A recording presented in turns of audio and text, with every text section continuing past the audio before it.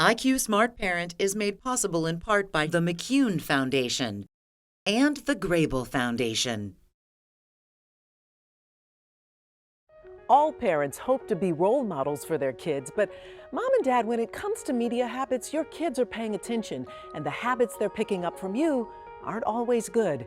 Today, we've got experts with tips to help you build healthier media habits, including advice from a psychologist about protecting family relationships in the digital age. Plus, a pediatrician explains how all those devices are affecting your family's physical health. It's all about balance, and we'll tell you how to set media boundaries that are better for the whole family. That's coming up on this edition of IQ Smart Parent, and it starts right now.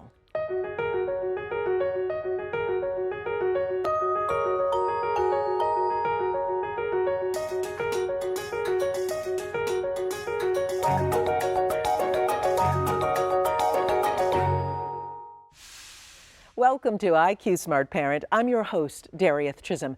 And today we're talking about building healthy media habits for the whole family. But with so many digital devices in our lives, that's not always an easy task. Our first guest has plenty of thoughts on this topic. She is Catherine Steiner-Adair, a clinical psychologist and author of the award-winning book, The Big Disconnect: Protecting Childhood and Family Relationships in the Digital Age. Thanks so much for being here. Oh, I'm delighted to be here. Thank you. Yeah, this book, certainly a wonderful book. And we have to start off by saying that the Wall Street Journal named it the best nonfiction book of the year. So let's start by just summing up your thoughts about the digital media and how families are being exposed to it. Well, we're living through a huge revolution of the digital age. And on the one hand, everything seems to be the same. We're in our living rooms, we're laughing, we're reading, we're playing games, but we're not doing it with each other. And we are all saturated with technological devices that really have changed the nature of how we gather together as a family and really how we relate. Well, how is it then that we, with all of these devices, incorporate them into our lives in a way that we don't feel so consumed? Well, one of the biggest things that's happened is now we're 9 years into smartphones, which are actually computers, and we can understand how the human brain interacts with these devices. And the more we learn that we really have to get much better at self-regulating with our devices. And it's really hard because they are a stimulant to our brain. So your phone goes off and you get an energy boost. And a lot of people now have what we call phantom ring syndrome. Their phone isn't even going off, but they think they hear it and they reach for it only to discover it isn't. Or, somebody else's phone goes off, it's not your ringtone, and you reach for yours, because we become so psychologically dependent on these devices, and the way our brains interact with them is very powerful. So we have to learn how to tune them out at certain times, turn them off at certain times, and think about really critical ways to make sure we maintain the kinds of face-to-face communication with our family that we know nourishes family connections. Yeah, and speaking of that, it is disrupting our relationship. So how do we balance it all? We have to be much smarter. We have to outsmart our smartphones and understand it's like a siren call to us. So we've created new norms in just 9 years that are unbelievable. The first one is that's really stressing everybody out, children especially, but all of us, is that we are in a conversation like this, or you and I are out to dinner, and our phone goes off, and I'll do this. Hold on, Dareth, 1 sec, just checking.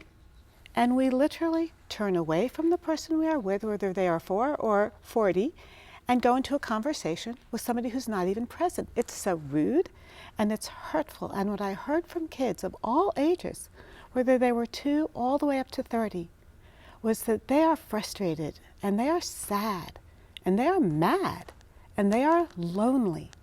And the research shows that, in fact, since our smartphones especially have come out, there's been a significant spike in people under the same roof feeling disconnected from one another.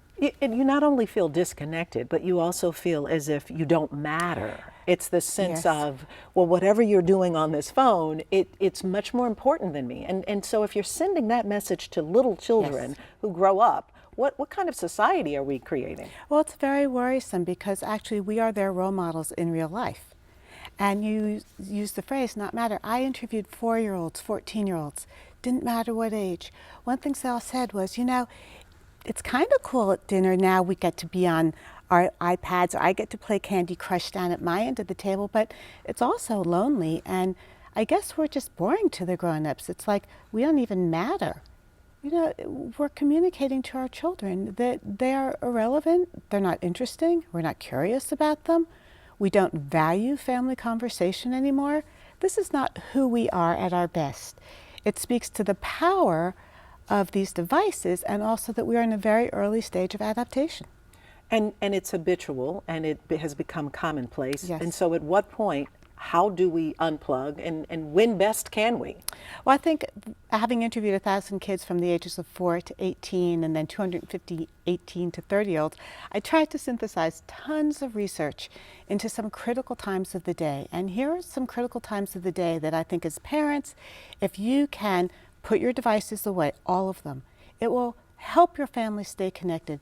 The first one is get up a half hour earlier than your children if they're still home and do all your email and then put it away as soon as they're up and with you, because your tone of voice changes.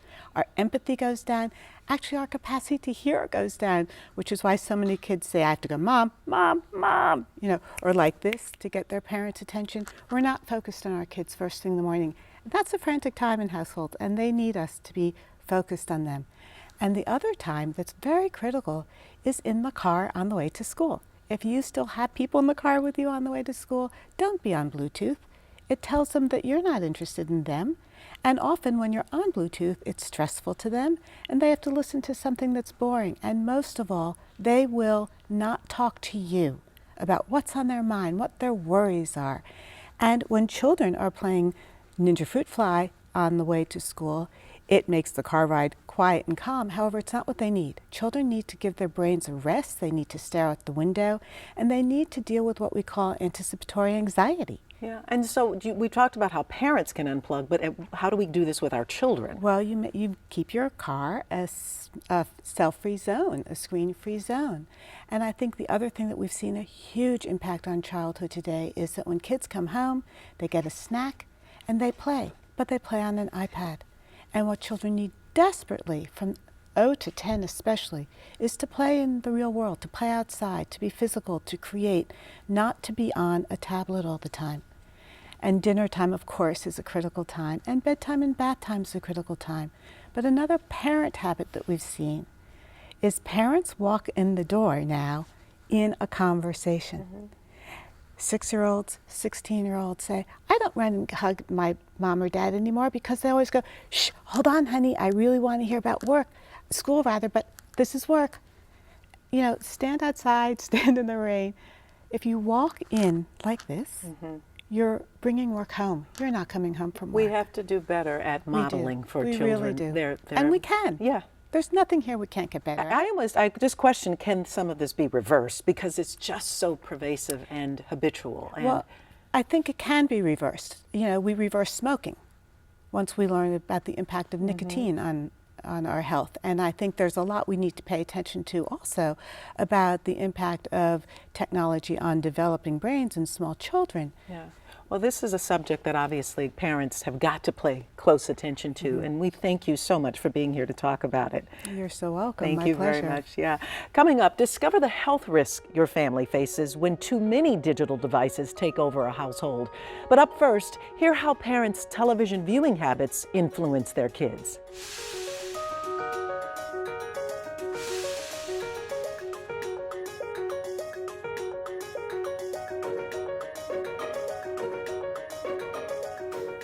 Parents, if you worry that your kids spend too much time in front of the television, the first tip is to take a look at your own TV viewing habits.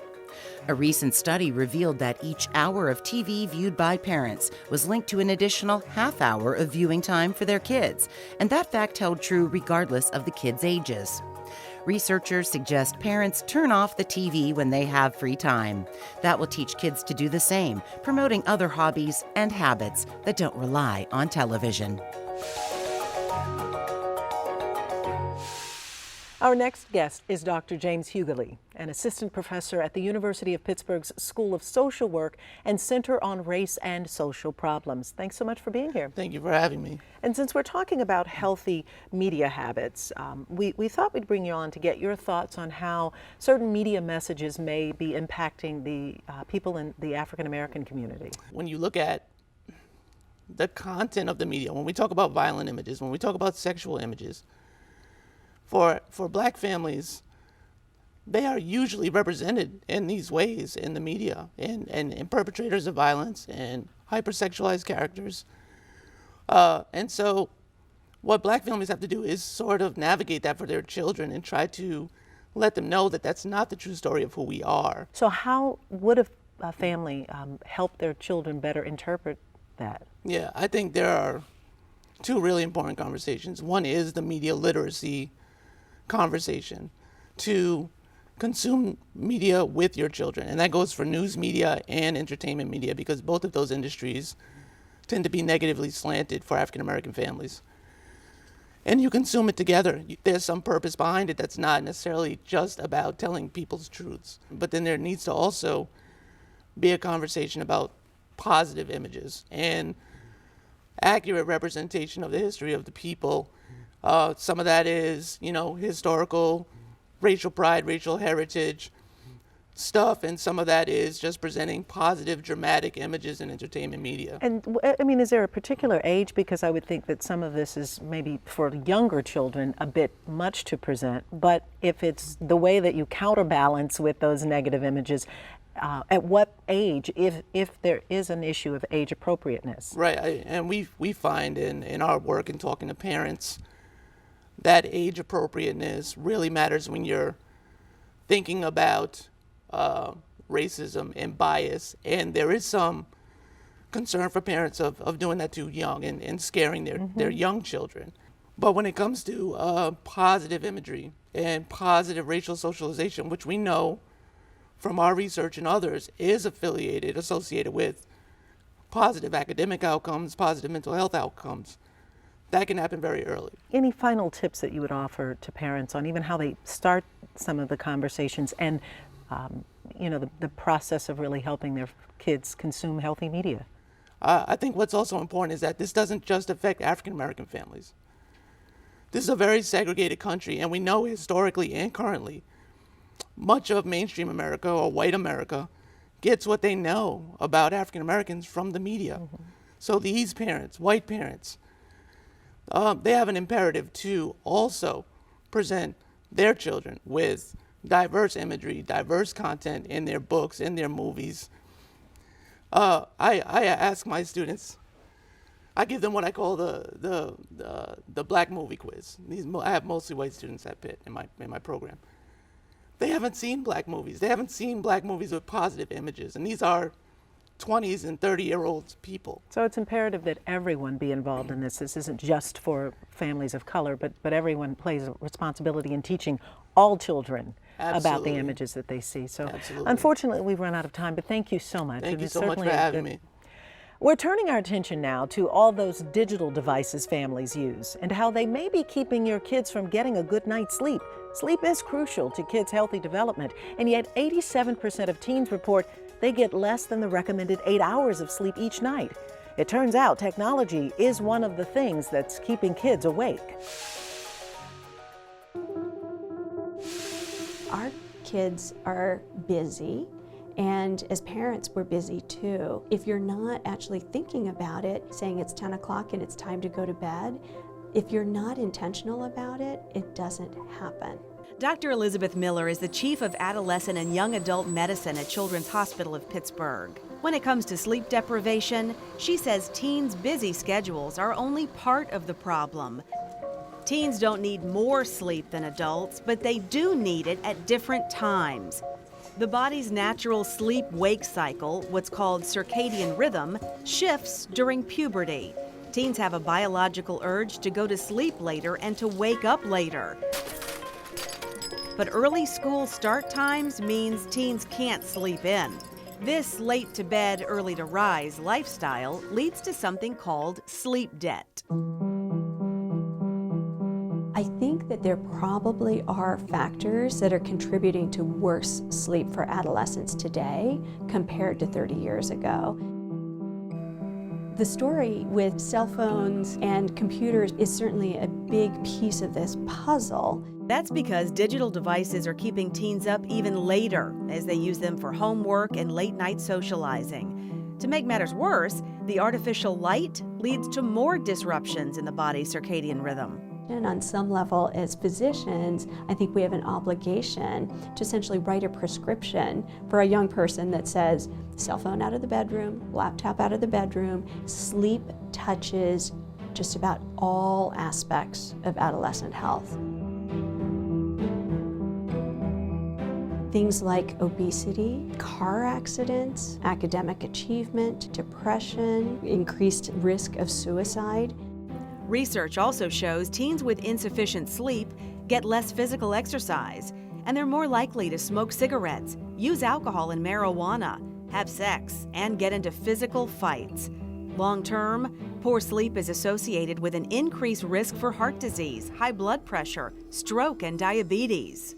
These are really serious health issues, and the more that we ignore sleep, we're not going to be able to address all of these other serious adolescent health issues. So we really do have a challenge here, but I don't want to simply say, oh, we just have to throw out all social media. I mean, it's just not realistic. But I think starting to think about how parents can have that conversation with their child about, at 10 o'clock, we all park our cell phones in the kitchen. That's where the cell phones get charged. We all do this. And when it's bedtime, if you're working on a laptop, that laptop comes out of your bedroom so that you're not tempted by other people trying to reach you to connect. Now, I think that is hard. It's a little bit like cutting the umbilical cord for some young people and even for parents. Adolescent sleep is vital to the health of our young people.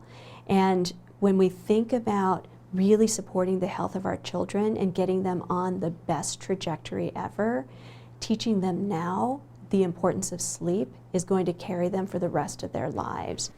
Jessica Levinson is a clinical psychologist at the University of Pittsburgh, and she's running a research study to come up with realistic recommendations to help teens get better sleep.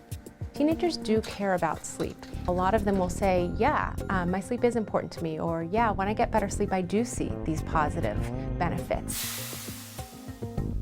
The challenge for us is to figure out how to fit sleep in, because there's a lot of competing demands, and so it's a choice to prioritize sleep. So what we're doing is interviewing adolescents and their parents, and we want to find out, where does sleep rank as a priority for them? What are the things that influence their sleep? What would motivate them to actually want to make changes? For adolescents, maybe that means that if I get enough sleep tonight, I'm actually going to do a little bit better on my test tomorrow. Or maybe that means that at my basketball game, I'm going to have a little more stamina.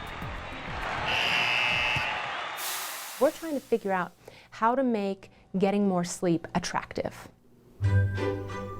Choosing to sleep is the first challenge. Falling asleep is another feat, and it's all about location, location, location. When we think about the bedroom, we need to think about the entire sleep environment. Is your bedroom dark enough, cool enough, quiet enough for you? Do you not have shades on your windows and therefore the light is coming in too strong? What I would also recommend is to try as much as you can to keep the bed for sleep only. Really keep the other activities, whether it's TV, video games, chatting on the phone, homework, reading a book, keep that outside of the bed for the most part. And we find that the more you can keep your bed for sleep only, the better your sleep will be.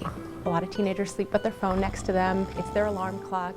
But we also know that those text messages go off in the middle of the night. They can wake them up. They can disturb their sleep. Watch, is the phone too close to your bed? Do you want to turn your ringer off in the middle of the night? What things can you do to stop the disruptions that come from social media during the night? Try to get a regular amount of sleep and keep a regular sleep schedule across the week. So not just the 5 school days, but the 7 days of the week. Most teens, when you say that to them, they say, I'm not going to get up at 6 o'clock on a Saturday or a Sunday. And what we're encouraging teenagers to do is to just limit the amount that they sleep in on the weekends. Many teenagers sleep until noon, 2 o'clock in the afternoon on a Saturday and a Sunday, which can be really hard for them come Sunday night, Monday morning to get back on a sleep schedule. And we call this social jet lag. It's almost like every Sunday night they have to travel back 2 or 3 time zones in order to get back onto their weekday schedule. It's important to talk about sleep as a family, as a whole. And if sleep doesn't seem like it's that big of a deal to the parents, maybe it doesn't need to be as big a deal to me. So that's a discussion to have with your kids. What do you see me doing? Do you think that I have good sleep habits? Should I be changing them? What about you? Do you have good sleep habits? How could we help you get better sleep? If we can really improve sleep, not only does it make us feel better at night, we're warm in our beds getting a great night of sleep, but tomorrow we'll probably feel better as well.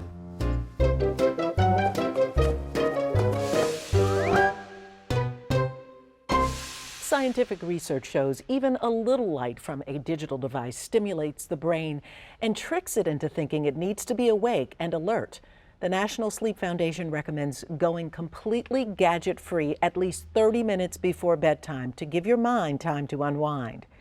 And now, let me introduce our final guest today, Shelley Pasnick, who is the director of the Center for Children and Technology. Shelley, thanks so much for being here. Thanks for having me. Glad that you're here. So you're the author of the PBS publication, Parents' Guide to Children and Media. And so what are your thoughts about parents really helping their children with healthy media habits? Yeah, so parents are a crucial part of the experiences that young children have. And the number one thing that parents can do is to be deliberate. So often we think that technology is something that happens to us, and bringing back the power that parents have to make thoughtful choices about what's going to happen in their home with their kids and with themselves, it makes all the difference. Setting guidelines, setting boundaries. Sure. Yeah. I think it's important to think about what your media habits are going to be as a family. So some of these can be concrete. No screens during mealtime, for example, or not watching videos before bedtime, not texting while driving. That's a big one for parents, and certainly for teenagers as well.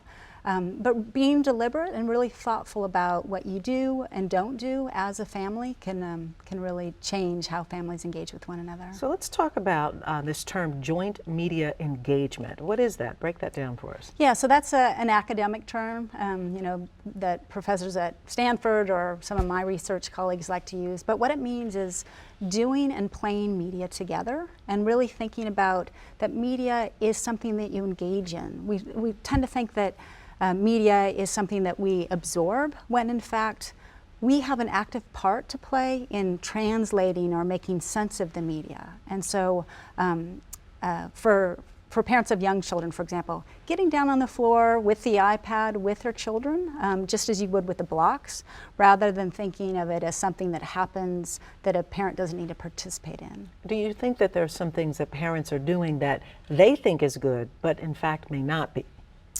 I think parents can fall into a trap of thinking, a trap of assumptions, thinking that they know what's happening.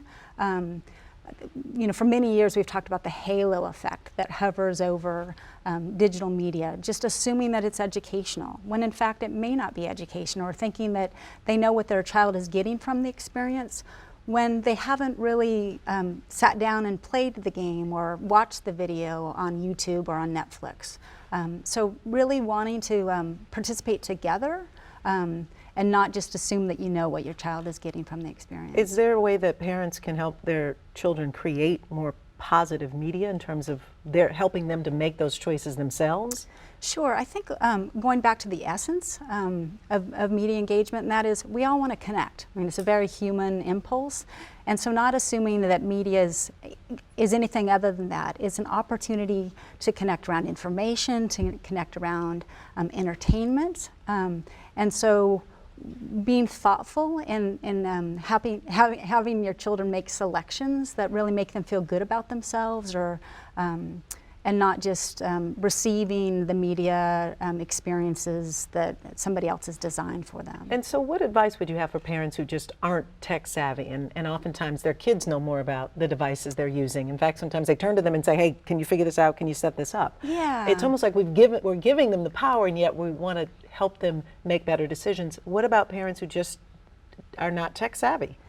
Yeah, I think it's important to distinguish between technical experience or savviness and understanding who your child is. So sometimes parents can feel intimidated because they don't know their way around an iPad the way that their 4-year-old does. I mean, you know, iPads are intuitive, they're gestural, but instead to think, what do I know about my child and what he needs or what she needs? And to know that a parent doesn't have to have all the answers. They can pose questions and really engage with their child, and that will set them on a path of having a conversation rather than just feeling that intimidation. We've got only 30 seconds, but I have to ask this question. What do you think parents should demand of media makers? Yeah, I think media needs to reflect our lives, our full lives. And so we need to insist that there are a wide range of stories that we get to receive, not just parts of our culture that get all the attention. And also, parents need to understand that we all can be media makers, so it's not just them versus us. Instead, seeing that we all can create stories and we all can take pictures and we can weave them together. And being a participant in the media making can go a long ways in absorbing the media that is made by others. Great advice. Thanks so much for being here, Shelley. We appreciate it. Parents, remember, we hope today's guests have given you the confidence to build healthier habits for the media your family watches and for the media your family makes. Thanks for being here. And join us again next time for more IQ Smart Parent. Want to learn more about IQ Smart Parent? Visit us online at iqsmartparent.org for more episodes and additional tools and resources. Connect with us on Facebook, Twitter, and Pinterest to share your thoughts on being a 21st century parent.